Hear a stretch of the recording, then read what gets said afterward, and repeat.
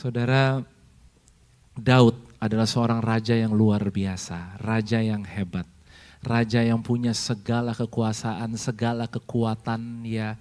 Dia adalah pemimpin perang yang sangat luar biasa, pasukan yang sangat kuat ya dia punya, semuanya dia punya. Semua harta dia punya, semua kekuatan dia punya, semua connection dia punya, saudara semuanya dia punya.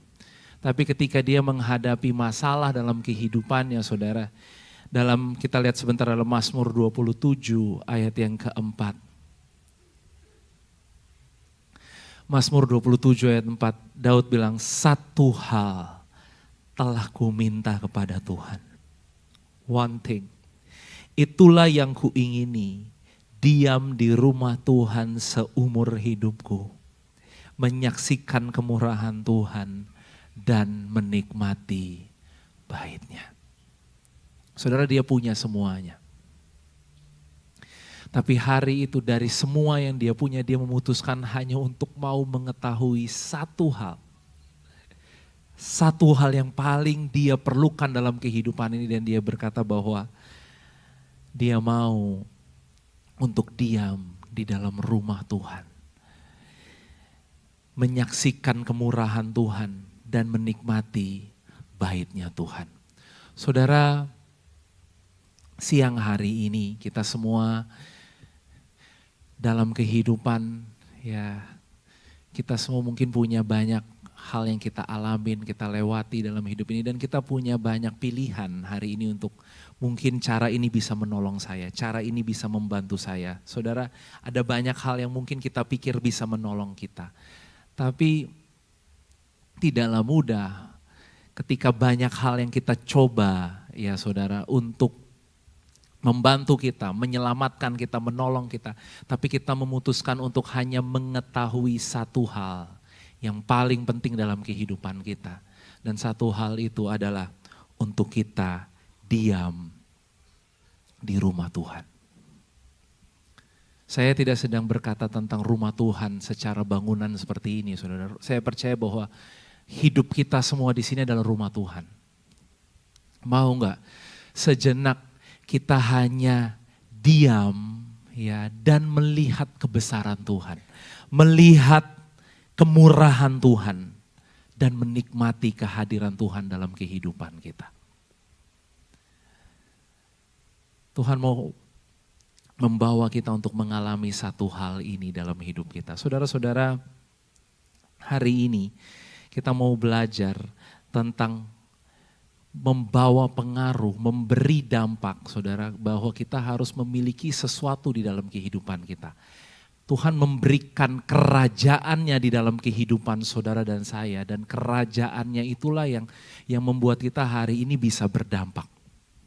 Saudara-saudara, hubungan kita dengan Tuhan hanya akan bergerak sejauh pewahyuan apa yang kita terima tentang dirinya.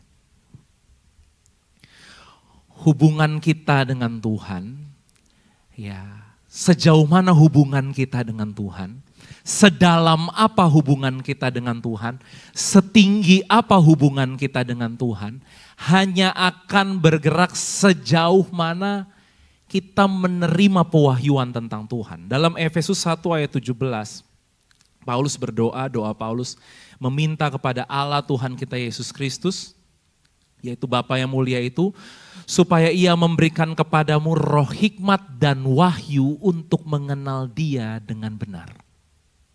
Saudara, ini nih, roh hikmat dan wahyu ini yang akan membawa kita untuk kita mengalami hubungan dengan Tuhan. Saya kasih contohnya ya saudara ya. Mungkin untuk beberapa orang, pewahyuan mereka tentang Tuhan adalah Tuhan yang memberkati kehidupanku. Tuhan yang menjawab doaku. Saudara, berarti hubungan mereka dengan Tuhan hanya sejauh Tuhan yang memberkati aku. Tuhan yang melakukan mujizat. Tuhan yang menjawab doaku. Tapi siapkah kita hari ini kalau Tuhan mau bawa kita lebih dalam lagi? Mungkin kita harus belajar hari ini juga tentang bahwa Tuhan adalah juru selamatku. Tuhan penyelamat kita. Ya. Tuhan adalah kehidupan kita. Tadi kita nyanyikan, Tuhan adalah segalanya bagi kita. You are my one thing. Ketika pewahyuan itu kita terima, maka hubungan kita dengan Tuhan juga mulai bergerak naik kepada Dia segalanya buat kehidupan kita. Tadi yang seperti saya katakan tentang Daud. Ya. Pewahyuannya Daud bergerak dari hanya sekedar Tuhan yang memimpin dia dalam perang, dia menang perang, ya. Dia bisa melawan musuh-musuhnya, dia diberkati Tuhan. Saudara, pewahyuannya Daud sampai di satu titik bahwa gini, semua aku miliki, semua aku bisa lakukan. Semua bisa membantu aku. Tapi aku memilih satu hal. Yaitu untuk ada bersama-sama dengan Tuhan. Dan sejauh mana pewahyuan kita akan Tuhan, itu yang akan membawa kita untuk lebih dekat dengan Tuhan. Makanya siang hari ini saya rindu kita di sini memiliki kerinduan. Kerinduan untuk Tuhan penuhi aku dengan roh hikmat dan wahyu untuk mengenal Engkau dengan benar. Kalau ada dalam masalah saudara, jangan hanya sekedar pengennya Tuhan jawab doa kita, bikin mujizat saudara. Karena ya kita hanya akan mengalami sebatas itu aja. Minta yang lebih dalam lagi, minta yang lebih jauh lagi. Karena Tuhan mau bukakan lebih dalam lagi. Supaya kita bisa mengenal Dia.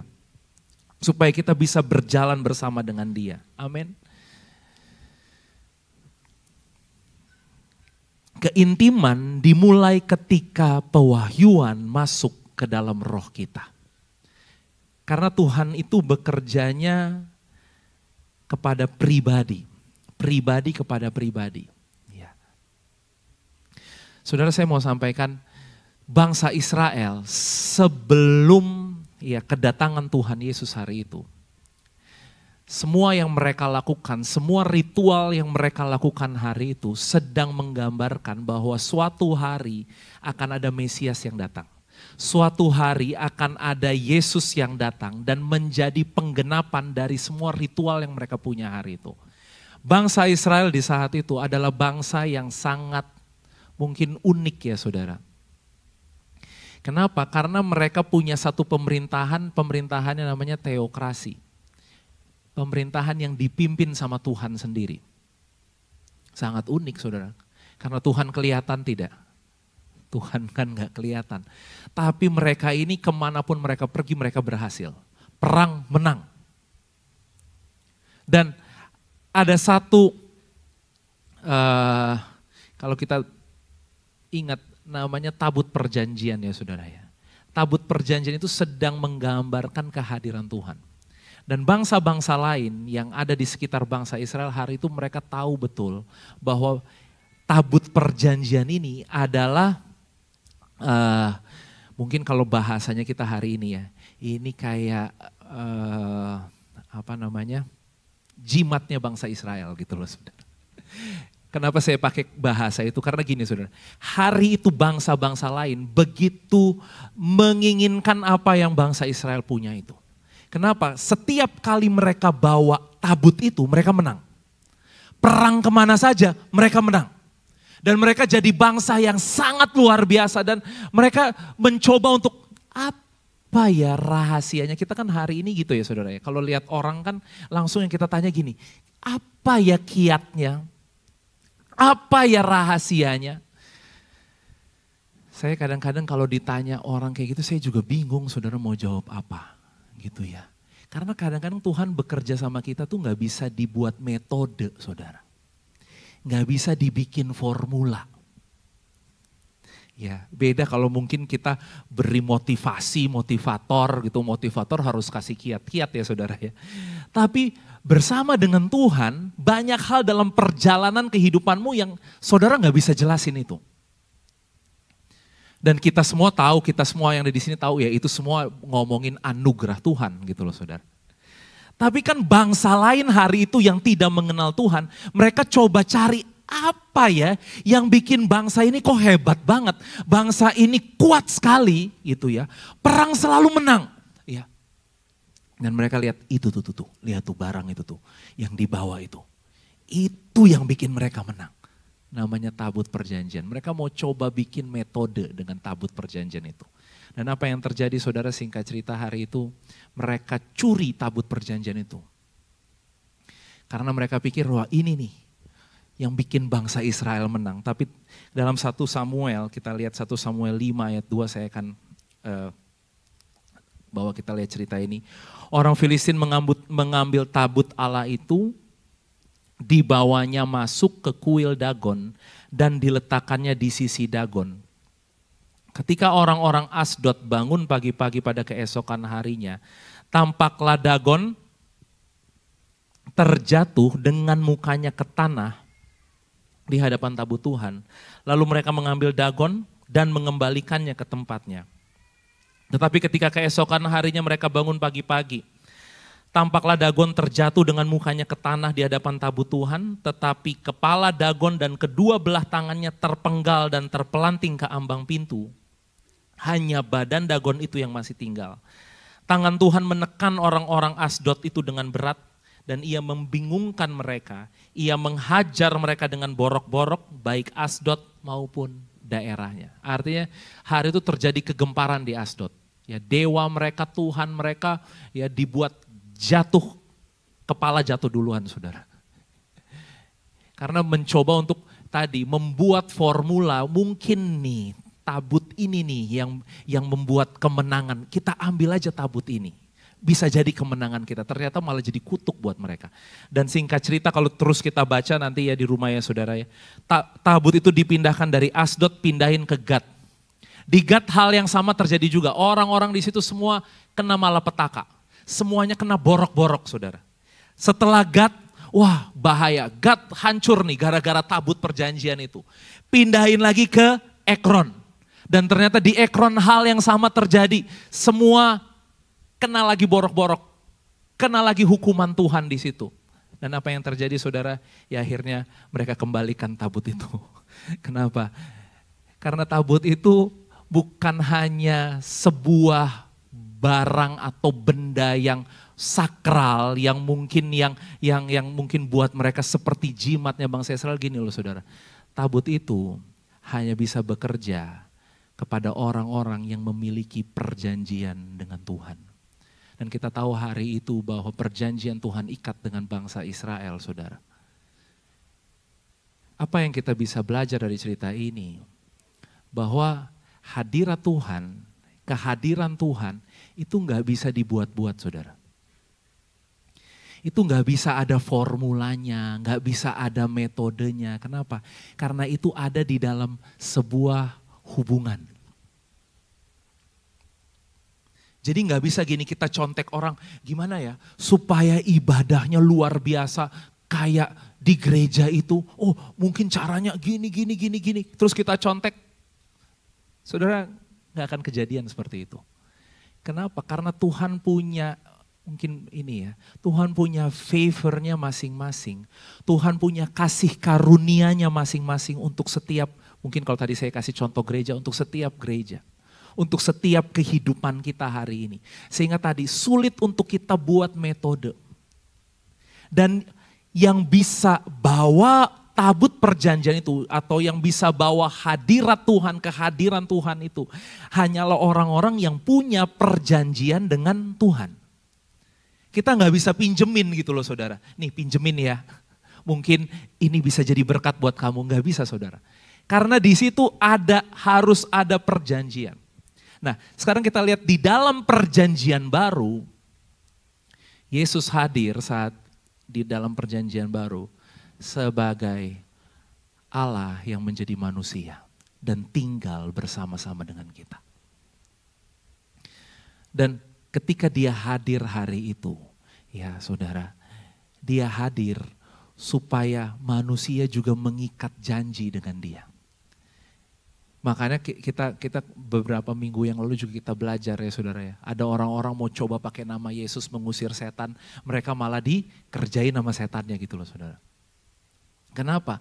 Karena memang nama Yesus berkuasa. Tapi gini, nama itu hanya bisa dipakai untuk orang-orang yang mengikat janji dengan Dia. Ada sebuah perjanjian. Nah,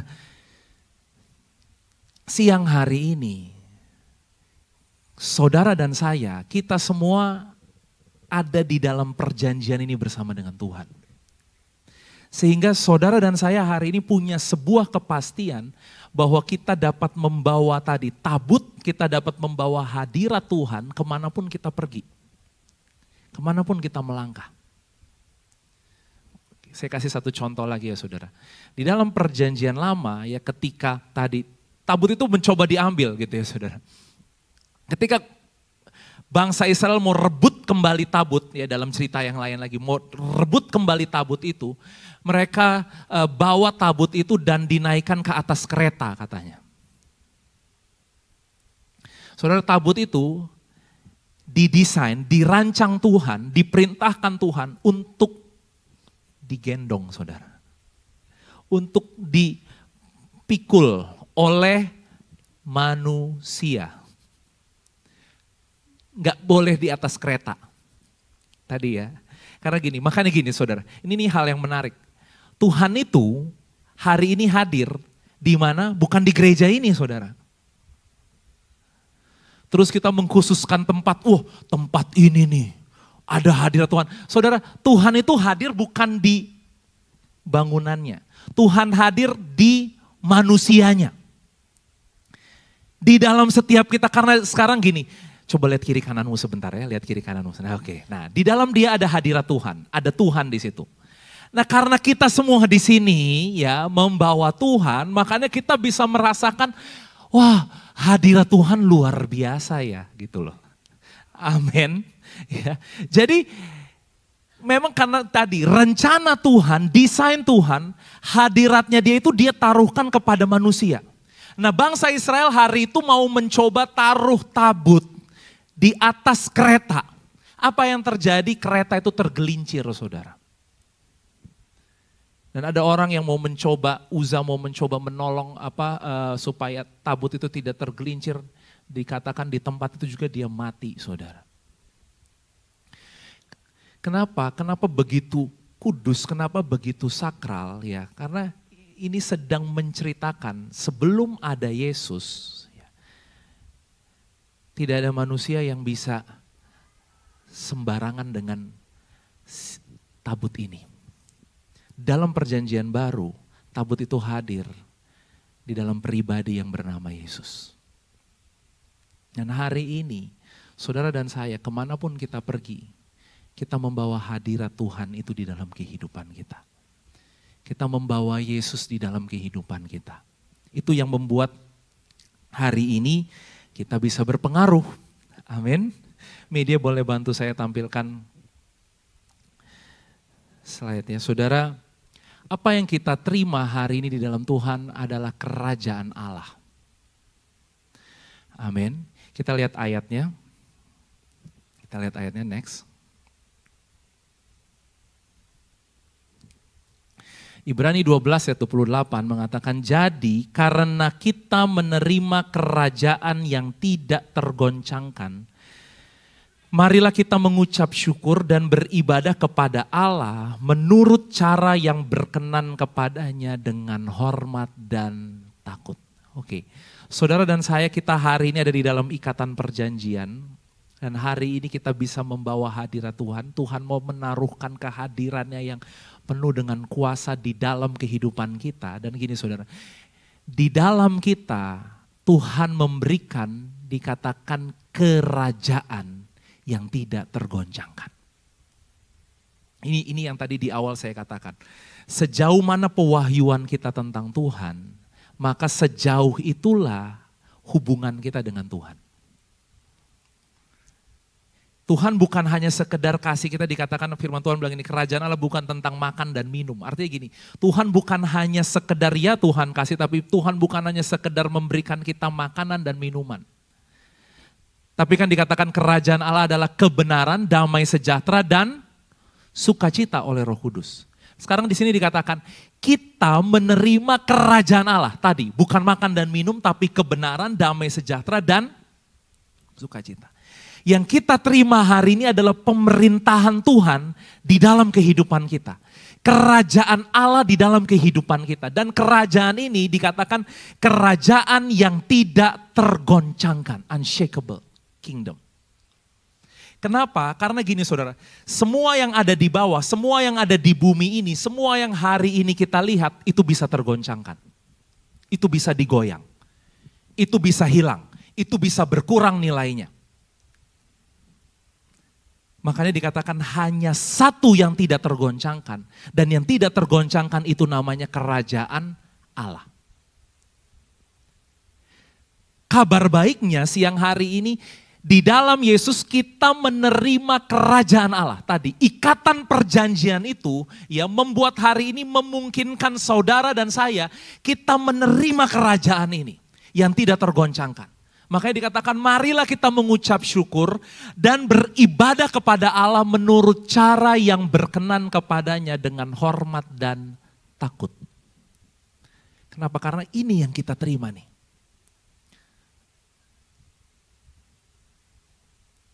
Seberapa berarti kerajaan Allah dalam hidup kita hari ini?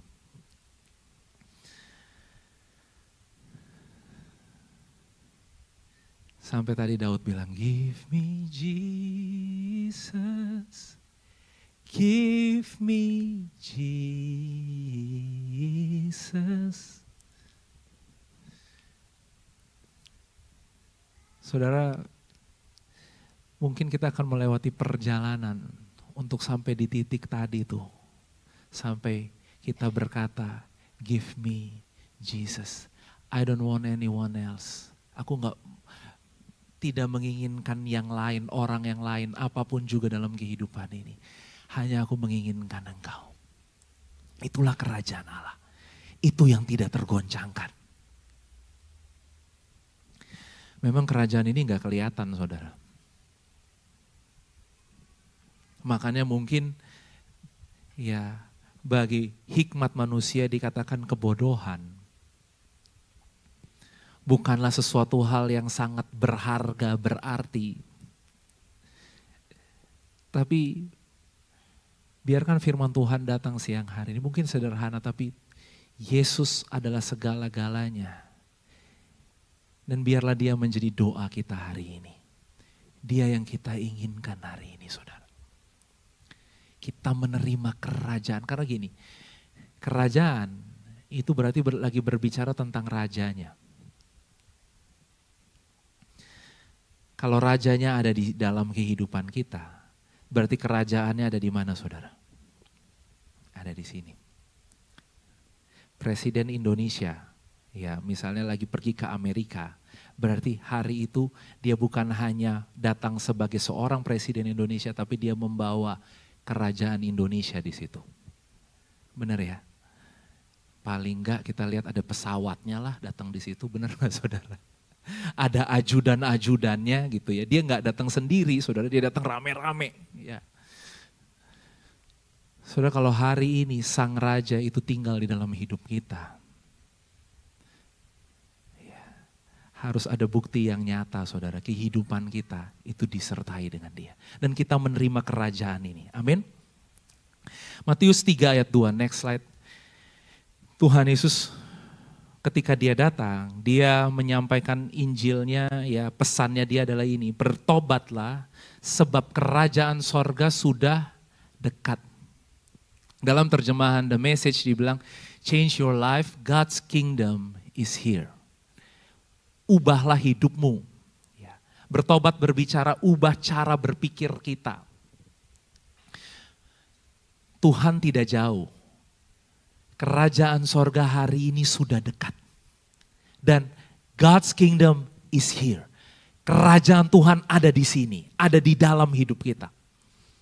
Boleh sama-sama kita katakan, amin. God's kingdom is here. Kerajaan Allah ada di sini. Gak jauh saudara. Dan firman Tuhan katakan dunia ini gak bisa curi. dunia ini gak bisa ambil apa yang Tuhan kasih. Kalau yang dunia kasih, dunia bisa curi. Tapi karena ini adalah apa yang Tuhan berikan dalam hidup kita, dunia gak bisa ambil, saudara. Kebenaran, damai sejahtera, dan sukacita. God's kingdom is here. Ini pesannya Tuhan Yesus. Makanya hari itu dia ketemu orang sakit dia sembuhkan. Orang lumpuh berjalan, orang kusta jadi tahir. Yang dipenuhi setan hari itu dibebaskan. Yang mati dibangkitkan. Kenapa? Sederhana saja saudara. Dia mau menunjukkan bagaimana rupanya ketika kerajaan Allah itu hadir. Semua yang gelap harus pergi. Amin. Next, Matius 6 ayat 33. Matius 6 ayat 33 kita sering baca dikatakan, tetapi carilah dahulu kerajaan Allah dan kebenarannya, maka semuanya itu akan ditambahkan kepadamu.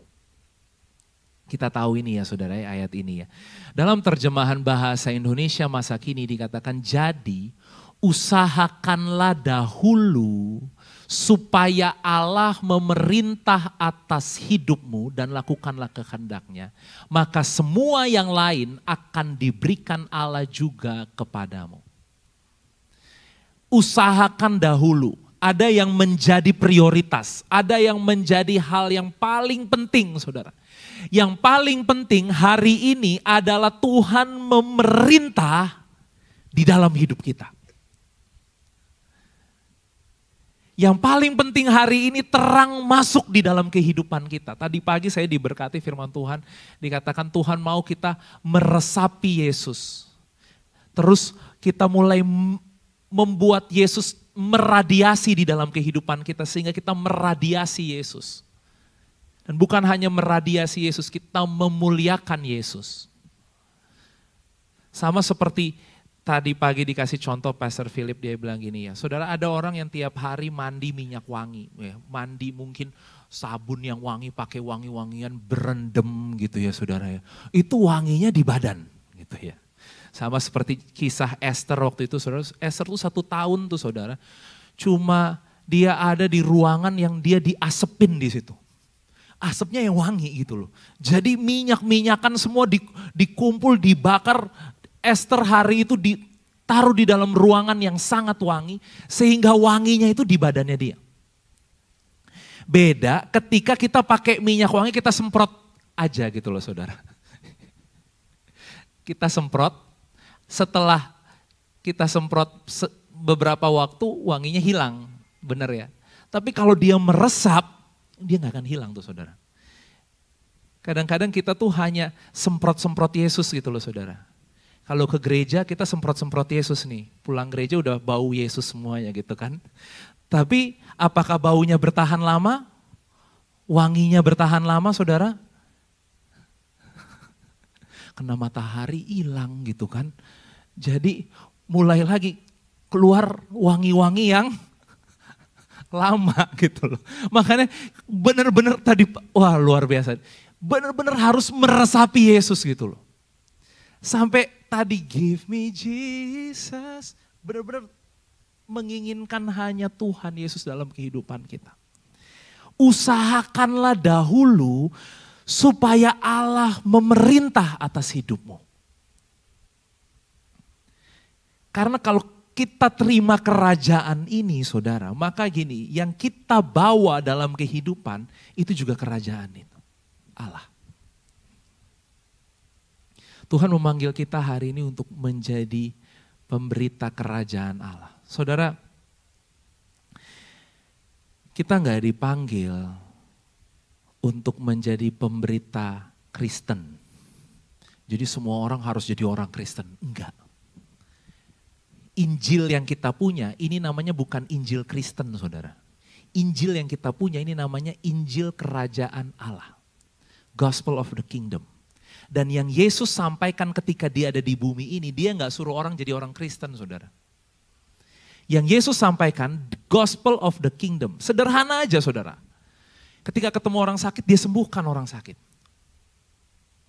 Dia nggak suruh orang sakit itu percaya dulu sama Yesus. Kamu ikut agama saya dulu. Dia nggak suruh itu saudara.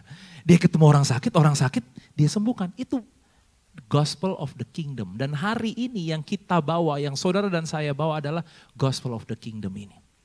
Tapi kerajaan Allah harus benar-benar menjadi satu-satunya yang meresapi kehidupan kita. Sekarang saya mau kita lihat lebih jauh lagi saudara. Ketika kerajaan ini ada di dalam kita, the kingdom within you will be the kingdom around you. Kerajaan yang ada di dalammu akan menjadi kerajaan yang ada di sekitar kehidupanmu. Karena ketika kita di dunia, saya mungkin sering bilang ya saudara, ketika kita ada di dunia sana, orang luar nggak nanya lagu gereja yang bagus apa ya, nggak nanya gitu kan saudara. Coba nyanyi satu lagu mau denger suaranya gitu. Kamu nyanyi, langsung saya gemetar-gemetar. Kan di dunia nggak nanya gitu, bener nggak? Nggak nanya saudara bisa bahasa roh apa enggak, ditanya nggak di luar sana? Apakah bos saudara nanya? Ya, coba nyanyi. Katanya kalau orang Kristen nyanyi, ya air mata bisa keluar gitu ya. Dunia nggak nanya itu. Dan kerajaan Allah bentuknya yang saudara dan saya bawa bukanlah kerajaan yang seperti itu. Amin. Kita akan lihat, media bantu saya. Yang pertama, kerajaan Allah bentuknya adalah seperti ini. Kerajaan murah hati. Hendaklah masing-masing memberikan menurut kerelaan hatinya, jangan dengan sedih hati atau karena paksaan. Sebab Allah mengasihi orang yang memberi dengan sukacita. Murah hati adalah memberi dengan sukacita. Bukan hanya memberi uang ya saudara ya. Kalau saudara bekerja dengan sukacita. Amin. Kalau saudara memberi senyum, jangan senyum yang penting senyum gitu loh saudara. Jangan senyum cuma, senyum yang dengan sukacita. Amin. Apalagi memberi apa? Perhatian, memberi dengan sukacita. Apapun yang kita lakukan, ketika kita lakukan dengan sukacita, maka kita jadi orang yang murah hati. Amin. Nah, bos kita di kantor akan lihat yang kayak gini nih saudara. Dia nggak suruh saudara nyanyi di kantor. Kalau saudara masuk kantor sukacita, mereka akan bilang, kok beda ya? Setiap kali lihat kamu kalau masuk kantor kok mukanya sukacita ya gitu loh. Dan kalau ada kehadiran saudara jemaat GBI Fatmawati di kantor manapun juga, kantor itu atmosfernya berubah. Kenapa? Penuh dengan sukacita. Amin. Itu kerajaan Allah seperti itu. Amin. Kita lihat ayat selanjutnya dalam Lukas 6 ayat 36. Kenapa kita bawa ini gitu ya. Gini, hendaklah kamu murah hati sama seperti Bapamu adalah murah hati. Sederhana aja saudara, karena raja itu raja yang murah hati. Jadi hari ini kita harus jadi anak-anak Tuhan yang seperti Bapa kita yang murah hati. Mengampuni itu murah hati gak saudara? Tadi makanya saya katakan nggak jauh-jauh lah, kasih senyum aja. Tapi kasih senyum bukan sekedar kasih senyum, benar-benar dari hati kita. Itu murah hati dan kita ada dalam kerajaan ini nih. Jangan sampai kita ada dalam kerajaan ini modelan kita beda dari orang-orang yang seharusnya ada dalam kerajaan ini. Ya, mukanya harus kalau katanya Pastor Vincent mukanya harus kayak semangka, bulat gitu saudara. Jangan kayak pepaya. Pepaya apa? Lonjong. Muka saya lonjong gitu Pak. Kadang-kadang kan mukanya ditekuk-tekuk sampai lonjong gitu ya saudara ya. Hari ini harus senyum sampai mukanya bulat. Amin. Murah hati. Nah itu contohnya kita ada dalam kerajaan Allah. Bahwa hadirat Tuhan hari ini ya dalam cara yang seperti ini dunia akan melihat Bapa kita yang murah hati. Karena kita anak-anaknya adalah orang-orang yang murah hati. Selanjutnya yang kedua adalah ini adalah kerajaan yang melayani. Saudara, tadi dikatakan unshakable kingdom. Kerajaan yang tidak tergoncangkan.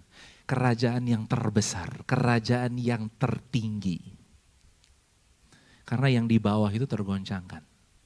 Nah, barang siapa terbesar di antara kamu, artinya kalau kita ada di dalam kerajaan ini, hendaklah ia menjadi pelayanmu. Pelayanan itu bukan yang ada di gereja, di mimbar sini saudara. Mau gak kita melayani? Melayani itu artinya gini loh saudara. Terlebih dahulu lah, mungkin kata-kata sederhana gitu ya saudara. Karena kan kadang-kadang kita nungguin orang dulu kan. Aku mau tungguin kamu dulu deh. Kamu berubah gak? Kalau kamu berubah, aku berubah. Kalau kamu berubah, aku maafin gitu misalnya. Saudara, melayani itu berbicara lebih dahulu. Amin. Lebih dahulu memberi salam, lebih dahulu memberi hormat. Yang terbesar hendaklah menjadi pelayanmu. Dalam kerajaan Allah saudara, Tuhan menginginkan kita untuk ini. Kita melayani dengan hati raja. Memerintah dengan hati hamba. Karena kan kadang-kadang dunia ini mengajarkan kita kalau melayani ya hatinya harus hamba dong. Benar gak? Ya. Kalau memerintah hatinya harus raja. Tapi bagaimana kalau Tuhan mau hari ini kan tadi yang terbesar menjadi pelayan. Artinya kalau kita memerintah dengan hati hamba. Ketika kita melayani dengan hati raja. Jadi kita mentalnya gak susah gitu loh saudara. Mentalnya gak habis melayani terus gini, mana balasannya? Mana kamu kasih aku apa gitu loh saudara. Itu kalau melayani hati hamba kayak gitu saudara ya. Kelihatannya rendah hati banget dia ya gitu. Saudara aduh.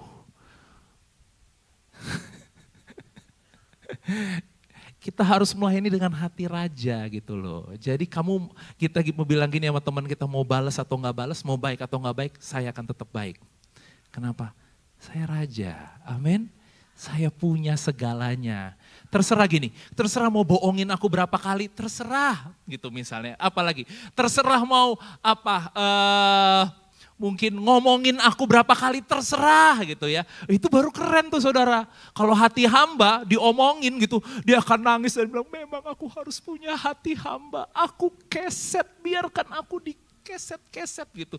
Saudara, janganlah, udah cukup, jangan jadi gereja yang mungkin kalau bahasanya istri saya tuh bahasanya bagus saudara.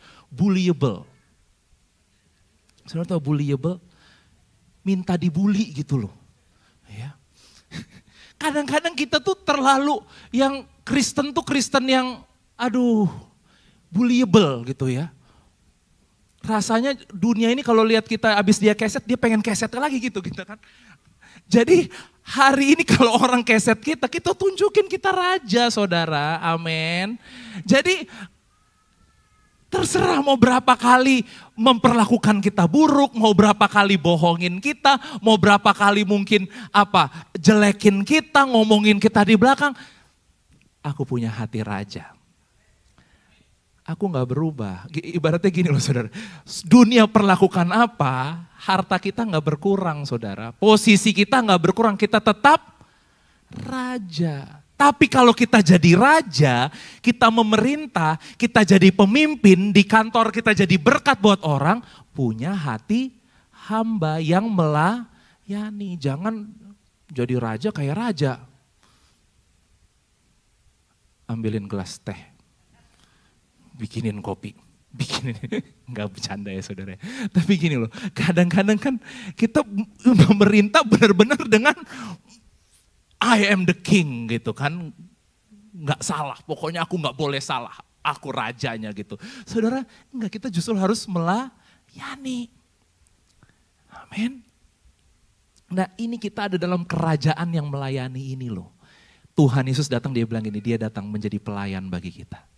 Dia datang untuk melayani saudara dan saya hari ini. Amin. Yang ketiga, yang terakhir adalah kerajaan ini adalah kerajaan yang penuh dengan hormat.